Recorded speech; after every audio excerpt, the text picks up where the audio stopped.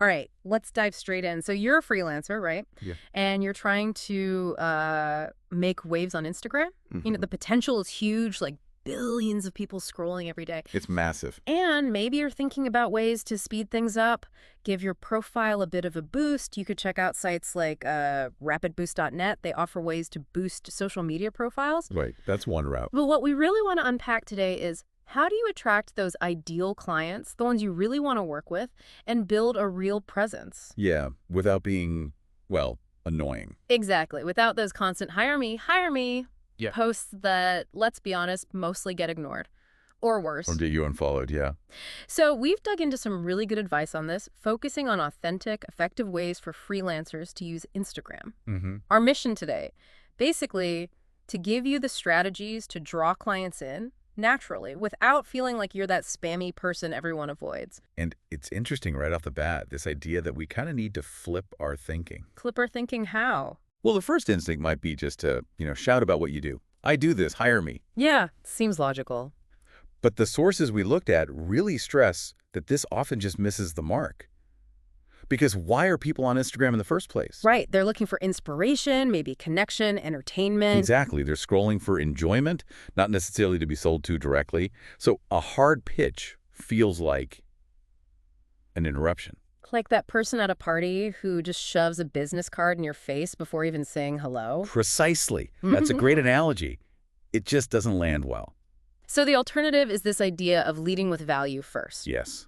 Value first. Instead of asking, you're giving something useful upfront. Okay, so practically speaking, what does value first look like for, say, a freelance graphic designer? Okay, so instead of just posting logo expert here, maybe they share a carousel post breaking down, 3 common logo design mistakes. Ah, okay. Teaching something. Or showing a cool before and after of a rebrand, but explaining the thinking behind the design choices. It's about sharing your expertise in a way that's actually helpful. Got it. So less broadcasting, more being a genuine resource. Makes sense. But Instagram isn't just about posting into the void. There's the algorithm. How does that fit into this non-spammy approach? Oh, the algorithm is crucial here.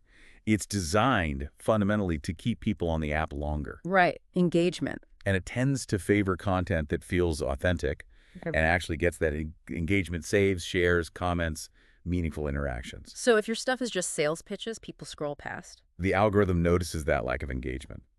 And it'll likely show your posts to fewer people over time. Yeah. It's kind of counterintuitive, but selling less can lead to more visibility. So the source material highlights some key principles here. Yeah. 3 main things stood out. First, value trumps volume. Quality over quantity. Okay. Second, relationships over reach. Focus on real connections, not just vanity metrics. And third, consistency builds trust. Showing up regularly matters. Let's unpack those a bit. Value trumps volume. That sounds good, but it's tempting to just post constantly, isn't it? It is tempting. But think about it. One really insightful post that gets people talking, saving it for later, maybe sharing it, that's way more powerful than like 5 generic hire me posts that sync without a trace. Creates real impact. Yeah, it's about creating content people want to see, not just tolerate. Okay, and relationships over reach, so it's not just about the raw number of followers. Not entirely, no. Yeah. It's about the quality of those connections. The algorithm actually rewards genuine interaction. How so? When you're having real conversations in the comments, responding thoughtfully, engaging with others, Instagram sees that as a sign you're a valuable community member, not just a broadcaster. Ah, so those real chats actually boost your visibility. They can, yeah. Yeah. To the people you interact with, and potentially in Explore pages too. It signals relevance.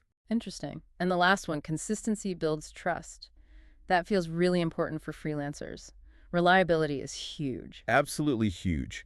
If you consistently share valuable insights or helpful content, people start to see you as a reliable expert in your field. You're not just a one-hit wonder. Exactly. You're dependable. And that builds the trust needed for someone to eventually say, hey, I need help with this, and I know just who to ask. Okay, so we get why the hard sell fails and why value, relationships, and consistency matter. Let's get into the how. Crafting an engaging content mix. What kind of posts should freelancers be thinking about? Variety is definitely key, but always through that value lens. Educational content is a big one. Like the designer example. Right. Or for a freelance writer, maybe a quick reel content explaining the difference between active and passive voice and why it matters for web copy. Okay, teaching your audience something useful. What else? Case studies, but framed carefully. How so? Not just bragging. Exactly. Avoid the "look how awesome I am" vibe. Yeah. Instead, focus on the client's transformation. Like, here's the challenge client X faced, here's the strategy we implemented, and here's the result, maybe a 50% increase in leads. Ah, showing the journey and the tangible outcome? Yes. Problem, solution, results. Use real numbers, maybe some visuals if you can. Much more powerful. Makes sense. And what about storytelling? People love stories. Oh, totally vital. Share the stories behind the work, a challenge you overcame on a project, maybe a lesson learned the hard way in your freelance journey. Makes you more human, relatable. Absolutely. It builds connection in a way that just listing your services never will. Okay, the source also mentioned going behind the scenes. What does that entail? Sounds a bit vulnerable. It can be, but it doesn't have to be overly personal. Think quick, informal glimpses. A story showing your workspace setup, maybe a time-lapse of your creative process. No, like a day in the life snippet. Yeah, or answering a common question on stories. It just demystifies what you do, makes you seem more approachable. Right. And involving the community. How do you do that effectively? Ask questions. Open-ended questions in your captions that actually invite real thought, not just a yes or no. Get people talking. Yeah. Or run an Ask Me Anything session related to your niche and stories. Polls are great too for quick engagement on relevant topics. Okay, this all sounds great for building engagement, but Yeah. how do you eventually, get business from this? The call to action part. Ah, the CTA. It needs to be subtle. Gentle nudges, not hard pushes. So ditch the DM me for work and now W. Please.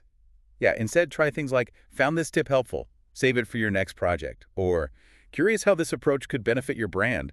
Feel free to send me a DM to chat. Much softer, more inviting. Exactly. It guides them towards the next step without being demanding. That feels much more aligned with the whole value first thing. Okay, so content is sorted. What about the profile itself, your actual Instagram page? Super important. Your profile is like your digital storefront. It needs to be clear and credible. The bio especially, right? That's prime real estate. Absolutely. It needs to clearly state your niche, who you help, and your unique value proposition, how you help them differently. And maybe a bit of a personality. Definitely. Emoji can work, formatting, make it easy to read. And crucially, include keywords your ideal client might search for, like freelance copywriter or brand strategist. Keywords in the bio. Interesting. Yeah, and naturally in captions too. Instagram search is getting smarter. And don't forget that link to your portfolio, your booking page, wherever you want them to go next. Got it. What about highlights, those circles under the bio? Use them strategically. They're perfect for evergreen stuff. Testimonials, huge trust builder, FAQs, work samples or case study summaries, your services. Think of them as curated folders of your best info. And stories are more for the day-to-day. Yeah, more ephemeral, timely stuff. Recent project snippets, quick wins, maybe answering questions live or sharing industry news. Keeps things fresh. So profile optimized content is valuable. Now, actively building those relationships you mentioned earlier, how does that work in practice? It takes intentional effort. It's not just about posting. It's about engaging. Like commenting on other people's stuff. Yes, but thoughtfully. The sources suggest dedicating maybe 10-20 minutes a day. Find potential clients or collaborators, relevant hashtags, and leave genuine, insightful comments. Respond properly to comments on your own posts, too. Show you're actually listening and part of the conversation. Exactly. It's community building. What about direct outreach, like DMs? How do you do that without being annoying or spammy? Warm them up first. Don't just slide into the DMs cold with a pitch. Okay. So what does warming up mean? Engage with their content genuinely for a little while first. Like their posts, leave thoughtful comments. Then, if you reach out, make it super personalized. Personalize how? Reference something specific they posted. Hey, I really liked your recent post about X. It made me think about Y. Show you've actually paid attention. Yeah. Offer value even in the DM if you can. Don't just ask for something. That sounds way less intrusive, more like starting a real conversation. That's the goal. And think about nurturing your existing community, too. Maybe shout-outs for other cool freelancers, or even collaborations. Collaborations like what? Maybe a joint Instagram Live with someone offering a complimentary service. Or bundling services for a small giveaway. It expands your reach organically. Instagram has so many features now. Reels, Lives. How did those fit into a non-scammy strategy? Reels are brilliant for quick bursts of value. 3 tips for X in 30 seconds. Time lapses of your process. Short client testimonials. Easy to consume, easy to share. Eye-size value. Exactly. And lives are great for deeper engagement. Q&As where you answer audience questions directly, debunk myths in your industry. Yeah, It positions you as an approachable expert. makes sense. What about user-generated content, getting clients to post about you? Gold standard social proof. If a client has a great experience, gently encourage them to share and tag you. Then you can reshare their post or story. It's authentic marketing. Okay, so you're doing all this, posting value, engaging, using different features. How do you know what's actually working? Metrics. You got to track your Instagram insights. What should you focus on? Just likes. Likes are nice, but look deeper. Saves and shares are huge indicators of value. People found it useful enough to keep or pass on. Comments show engagement. Okay, saves, shares, comments. What else? Track when your audience is most active so you can post strategically. And see if certain types of content lead to more follower growth or engagement than others. And then you just do more of what works. Well, yes, but refine it. Don't just blindly repeat. Double down on the tactics that resonate, but also be willing to ditch things that aren't working or don't feel right for you. That requires being honest with yourself. Totally. Ask yourself, would I genuinely enjoy seeing this? Would I find it valuable? If the answer is no, maybe rethink it. Good filter. The source mentioned an 80-20 rule. 80% value, 20% promotion. Yeah, it's a helpful guideline. Focus the vast majority, like 80% of your effort, on providing that value, building relationships, sharing expertise without a direct ask. And the other 20%. That's where you can be a bit more direct about your services or offer. But even then, try to tie it back to the value or the results you help clients achieve. Keep it client-focused. Okay, this has been super helpful. As we wrap up, what are the key actionable takeaways for someone listening right now? What should they do first? Okay, step 1, audit your profile. Look at it with fresh eyes. Is it crystal clear who you help and how? Clean up the storefront. Exactly. Step 2, plan out maybe just 1 week of value-driven content. Mix it up a tip, a story, maybe a mini case study, a behind-the-scenes moment. And manageable. Step 3, commit to just 10-15 minutes a day of genuine engagement. Comment thoughtfully on others' posts, especially potential clients. No pitching. Build those connections. Step 4, try integrating a soft CTA into most posts. Gentle nudges. Right. Step 5, check your analytics weekly, see what's landing. Step 6, refresh your bio and highlights, maybe monthly. Keep keywords relevant. Add new testimonials. Keep it current. And finally, maybe step 7, try 1 new Instagram feature each month. Reels, guides, collabs, experiment. That sounds like a solid plan. And there was a case study mentioned, Eva, the social media manager. Yeah, Eva. She apparently shifted from just posting "book me" constantly to doing short, punchy tip reels and client case studies. And what happened? The results were pretty impressive.